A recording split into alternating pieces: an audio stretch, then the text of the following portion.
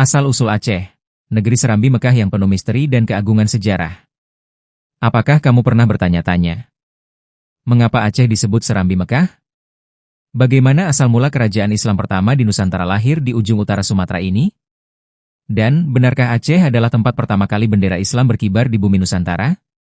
Selamat datang di kisah yang akan membawa kita menyelami sejarah panjang penuh kebanggaan, darah perjuangan, dan keagungan iman.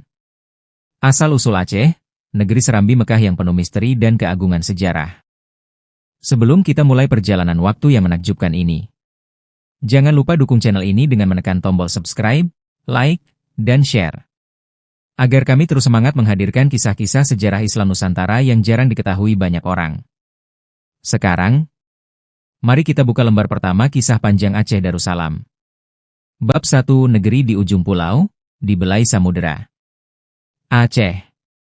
Sebuah tanah yang menjorok ke ujung barat Pulau Sumatera. Tanah yang menjadi gerbang pertama masuknya sinar Islam ke Kepulauan Nusantara. Nama, Aceh, sendiri punya banyak tafsir. Dalam naskah-naskah kuno, daerah ini dulu dikenal dengan sebutan Aceh Darussalam, yang berarti tanah damai. Namun jauh sebelum Islam datang, Aceh sudah dikenal sebagai daerah kaya rempah-rempah, pelabuhan dagang internasional, dan tempat persinggahan kapal dari India, Arab, dan Tiongkok. Letaknya yang strategis di bibir Samudera Hindia membuat Aceh menjadi pusat lalu lintas dunia. Dari sinilah kisah panjangnya bermula, kisah yang akan mengubah wajah Nusantara selamanya. Bab 2 Jejak tua sebelum Islam datang. Sebelum Islam masuk, wilayah Aceh sudah ramai oleh pengaruh Hindu dan Buddha. Catatan Tiongkok menyebutkan bahwa pada abad ke-6, telah ada kerajaan bernama Poli atau Poli, yang dipercaya berada di wilayah Aceh besar sekarang. Kerajaan ini menjalin hubungan diplomatik dengan dinasti Tang di Tiongkok. Namun, seiring dengan ramainya jalur perdagangan, para pedagang Arab mulai datang membawa bukan hanya barang dagangan, tetapi juga cahaya agama baru, Islam. Bab 3 Datangnya Islam ke Tanah Aceh. Sekitar abad ke-7 Masehi, para pedagang Muslim dari Arab, Gujarat, dan Persia mulai singgah di pelabuhan-pelabuhan Aceh. Mereka membawa rempah-rempah, kain, dan perhiasan, tetapi juga membawa tauhid dalam dada mereka. Seiring berjalannya waktu, dakwah dilakukan secara damai. Bukan dengan pedang, melainkan dengan akhlak dan kejujuran dalam berdagang. Lama-kelamaan, masyarakat pesisir Aceh mulai mengenal Islam dan menggabungkannya dengan budaya lokal. Menurut para sejarawan, Islam pertama kali berakar kuat di Perlak, sebuah wilayah di Aceh Timur. Disinilah berdiri kerajaan Islam pertama di Nusantara. Kabah Kerajaan Perlak, Perlak, yang diperkirakan berdiri pada tahun 840 Masehi. Bab 4 Kerajaan Islam pertama di Nusantara, Perlak. Kerajaan Perlak menjadi tonggak sejarah besar bagi Islam di Nusantara. Raja pertamanya dikenal sebagai Sultan Alaiddin Syed Maulana Abdul Aziz Shah, seorang keturunan Arab dari Bani Hasyim yang menikah dengan putri bangsawan setempat. Kerajaan ini menjadikan Islam sebagai dasar pemerintahannya, dengan hukum syariat mulai diterapkan secara perlahan. Perlak menjadi pelabuhan penting tempat berkumpulnya ulama, saudagar, dan pelajar dari berbagai negeri. Dari sinilah Islam menyebar ke seluruh penjuru Sumatera, bahkan hingga ke semenanjung Malaya dan Jawa. Perlak kemudian berkembang menjadi kerajaan kuat hingga akhirnya menyatu dengan kerajaan Samudra Pasai. Bab 5 Samudra Pasai, Pusat Islam dan Ilmu Pengetahuan.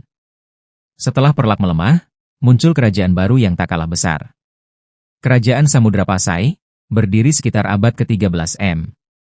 Raja pertamanya adalah Sultan Malik Al-Saleh, yang dikenal sebagai sosok adil dan bijaksana. Kerajaan ini menjadi pusat kegiatan keagamaan dan perdagangan internasional. Mata uang emasnya dikenal luas, bahkan disebut dalam catatan para penjelajah Eropa seperti Marco Polo dan Ibnu Battuta. Ibnu Battuta, seorang pengelana asal Maroko, sempat singgah di Pasai pada tahun 1345. Ia menulis dalam catatannya, "Aku mendapati di Samudra Pasai, seorang raja muslim yang sangat mencintai ulama dan menegakkan syariat Islam dengan sungguh-sungguh." Dari sinilah Aceh mendapat julukan Serambi Mekah, karena menjadi tempat pertama di Nusantara yang menerapkan kehidupan Islam secara menyeluruh, dari pemerintahan hingga pendidikan. Bab 6 Aceh Darussalam, Kerajaan yang tak terkalahkan. Waktu terus berjalan. Setelah Samudra Pasai jatuh karena serangan Majapahit dan Portugis, muncullah kerajaan besar berikutnya. Kesultanan Aceh Darussalam, berdiri sekitar tahun 1496 Masehi, dipimpin oleh Sultan Ali Mughayat Shah. Kerajaan ini tumbuh menjadi salah satu kekuatan maritim terbesar di Asia Tenggara. Armada lautnya begitu kuat hingga mampu menandingi Portugis di Selat Malaka. Pada masa Sultan Iskandar Muda, 1607-1636, Aceh mencapai masa keemasannya. Wilayah kekuasaannya meliputi sebagian besar Sumatera, bahkan hingga semenanjung Malaya. Sultan Iskandar Muda dikenal bukan hanya sebagai panglima perang, tapi juga pelindung ulama.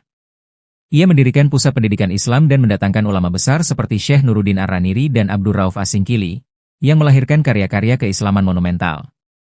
Aceh pun menjadi mercusuar ilmu dan agama, sebuah negeri yang benar-benar hidup dalam semangat Islam. Bab 7 Ulama, Ilmu, dan Peradaban.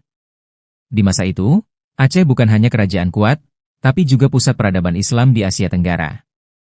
Kitab-kitab teologi, tasawuf, dan fikih diterjemahkan ke dalam bahasa Melayu agar mudah dipelajari rakyat. Aceh melahirkan banyak tokoh besar. Syekh Hamzah Fansuri, pelopor sastra Sufi Melayu.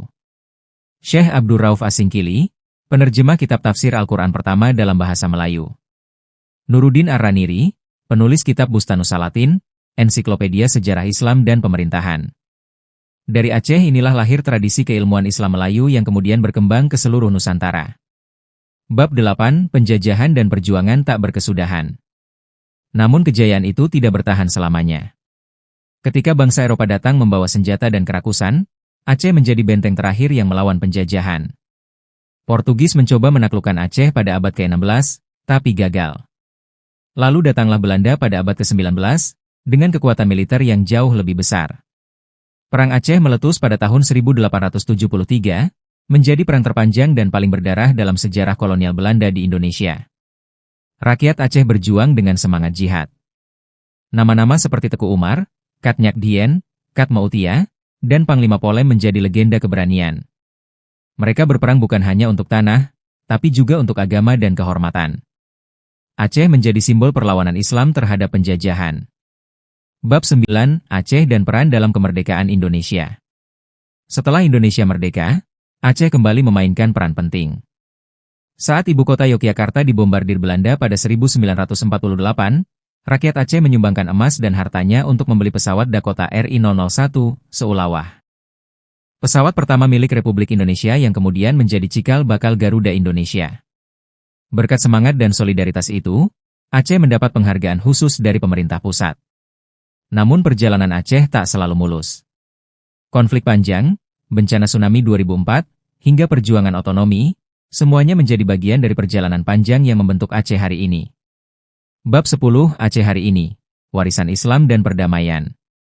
Kini Aceh dikenal sebagai satu-satunya provinsi di Indonesia yang menerapkan syariat Islam secara resmi. Masjid Raya Baitur Rahman berdiri megah sebagai simbol kekuatan iman dan keteguhan hati rakyat Aceh. Budaya Islam masih terjaga kuat, dari pakaian, adat, hingga pendidikan. Namun di balik itu semua, semangat Aceh tetap sama seperti dulu. Cinta damai, tapi berani melawan ketidakadilan. Aceh adalah cermin betapa agama, budaya, dan perjuangan bisa menyatu menjadi identitas yang kokoh. Penutup, pesan dari Tanah Serambi Mekah. Dari Perlak hingga Darussalam, dari Kat Nyak Dien hingga Iskandar Muda. Aceh telah menulis bab demi bab sejarah yang menginspirasi seluruh Nusantara. Tanah ini bukan sekadar daerah di ujung pulau, melainkan pintu gerbang peradaban Islam di Asia Tenggara.